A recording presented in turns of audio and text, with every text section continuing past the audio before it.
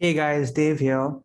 So this is the problem statement that we are going to solve in the next 4 hours.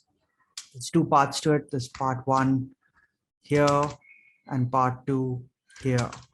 So when you see something like this in a case study setting, right? Do not get worked up, calm down, relax. You have 4 hours to solve this case. For the first 5 to 10 minutes, just read the entire case, just read it and think about how you want to go ahead and solve this case. So first and foremost, let's just read this case and get comfortable with what it is that we are being asked to do in the next 4 hours. So imagine that there is a company that owns and runs multiple quick service restaurants. Quick service restaurants, restaurants like McDonald's, KFC, Domino's, etc. Right? Problem statement number one is create a three-statement model, P&L, balance sheet, cash flow for one restaurant. So basically, seems like we're going to have to build a unit economic model for one restaurant at a time. Part A is build a monthly model for 5 years. So we're going to have to build it monthly for 5 years. So that's 5, 12, 60 months. And once we've done it, we're going to have to consolidate the monthly model and just annualize it. So that will be pretty simple once the model is completely done. They've given us assumptions, key assumptions over and above, given above, make what assumptions you want. Okay, so let's begin with the assumptions, right? There's two modes of sales, there's dine-in and there's delivery. So dine-in is typically where people come to the restaurant to eat, and delivery is typically through Zomato, Swiggy, third-party aggregators, right? Assume restaurant doesn't deliver orders by themselves. So, and also let's assume this is a pre-COVID world where, sit-in, dine-in has not been affected because of the lockdown, etc., and issues like that. So in month one for revenue, let's see what are some of the assumptions they've given us. Number of days of operations in a month, that's 30. Okay, that's standard, right? Number of hours of operations daily, 12. Okay, that's not going to change. For dine-in, you have your seating capacity is 100 seats, average occupancy per hour open is 20%. Number of items sold per seat occupied is 2. Average revenue per item sold is 150. For delivery, similar metrics, 2, 2, and 150. So once we start building revenue, we're going to look at these items in little more depth. But for now, it seems like we have pretty detailed drivers of revenue. So we don't have to typically worry about that. Let's cover that once we start building the model. Let's move on to costs. They've given us what the material costs are, 35%. They've given us a method to compute employee costs, so that's good. Rent, right? So there seem to be two items, minimum monthly rent and rent as a percentage of sales. So what does this mean, right?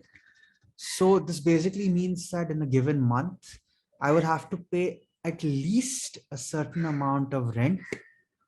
Over and above, if I achieve a certain target of sales, rent will convert into a percentage of sales. So we'll again figure that out once we build the model. Don't worry about it right now.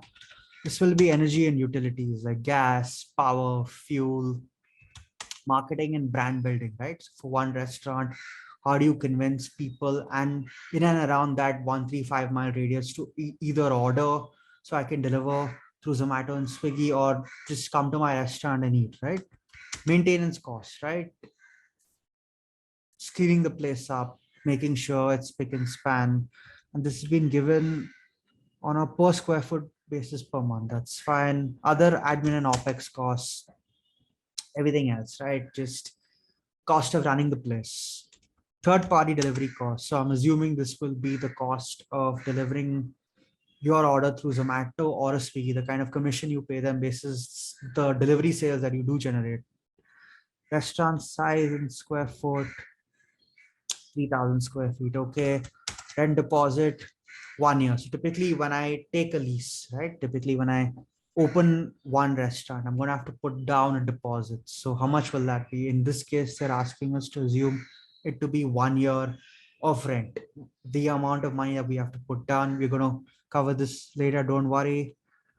Payable days on material costs, 40, receivable days on revenue, 1, inventory days, 20, other payable days and OPEX, 30. So this will be the credit period that I get for all of my inventory, right? This is the days of inventory that I typically have on hand. Receivable days is what I typically, the cycle that how long does it take me to receive money from customers, right? And other payable days on my OPEX, typically all of my other OPEX items, over how much credit do I get for that, right? In this case, they're telling us to take it as 30. Initial capex per square foot is 8,500. So when I set up a new restaurant, right, I'm going to have to, after renting the place out, I'm going to have to build it out, right? I'm going to have to furnish the place. I'm going to have to get furniture. I'm going to have to get kitchen equipment. I'm going to have to do so many things, right? So let's assume they're asking us to assume that capex cost per square foot will be roughly 8,500 bucks. Now, if I can set all of this up, right? Next, I'm going to have to fund this restaurant. How am I going to fund it? Either through my money, which will be equity, or through debt, right? I can borrow from a bank, an NBFC, someone else. Asking us to assume that the interest rate on this debt that we do take, if we do take it, will be 7%. And the remaining cash flow needs, if any, will be solved by a revolver at 9%. So what is revolver? We'll come to this in a bit. So I think we have a pretty decent sense on how we're going to build at least the P&L, and then the balance sheet as well, and the cash flow will just flow through from that. We can make certain assumptions that we want that have not been mentioned over here if and when required. But net seems like we're in a good spot to build a unit level model for this business. Now, let's go to the second part of the problem, right? Create a three statement model for the entire company. Now, what is the entire company, right? Basis the unit economics for one store, build out a 5-year model for the company with multiple restaurants. So it looks over here that they've given a store opening schedule. So once we have a model for one store, right? Like at least, especially the P&L, in terms of how sales are going to ramp up and how profits are going to ramp up for one store, basis those levels of unit economics. This case is asking us to assume that in year 1, we're going to open 30 stores, year 2, 40, year 3, 50, year 4, 50, year 5, 60. And we're going to assume that each one of these store openings has the same unit economics and ramp up that this unit level of one restaurant does have. And basis that, we're going to build out a 5-year model. Second thing, assume all new restaurant openings will happen at the start of the year. So that typically will help simplify things, right? Otherwise, if restaurant openings happen during the year, we're going to have to adjust for half year of sales. So the case is solved that problem for us. Keep the sources of funding of these stores flexible, right? So debt and equity, that's not a problem. We can figure that out. Compute key ratios for the business. That's also simple. Once the model is built, we can do that. Assume the following store opening schedule. Okay. So now that we have gone through the case, right? We're going to do it in 3-4 ways, right? Rather not 3-4 ways, but we're going to do 3-4 things. First, we are going to build a monthly model for 60 months for one restaurant.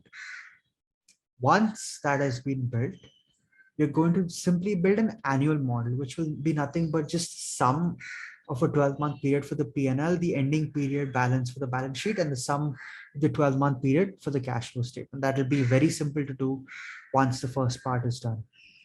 Once these two parts are done, we're going to have to build a schedule of store openings and how that will impact a company if we set it up, right? In terms of how much money will be required to set up these new stores and how will sales ramp up. That's the third piece. And then the fourth piece after that is all the bells and whistles, right? Like compute the key ratios, keep sources of debt and equity fungible. So without further ado, let's start building the model. Now, before we do that, if you've noticed, we have no data, right? In terms of historicals or anything. It's almost like there's no tabs over here.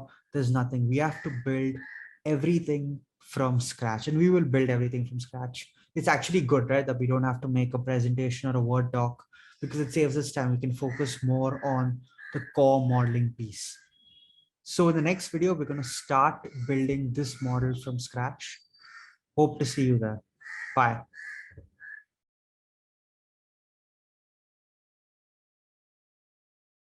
Hey, thanks a lot for watching the video. Hope you found it useful and also got a few actionable insights. Check out our website and join the mailing list for regular content. Do spread the word and share it with anyone else you think might find this useful.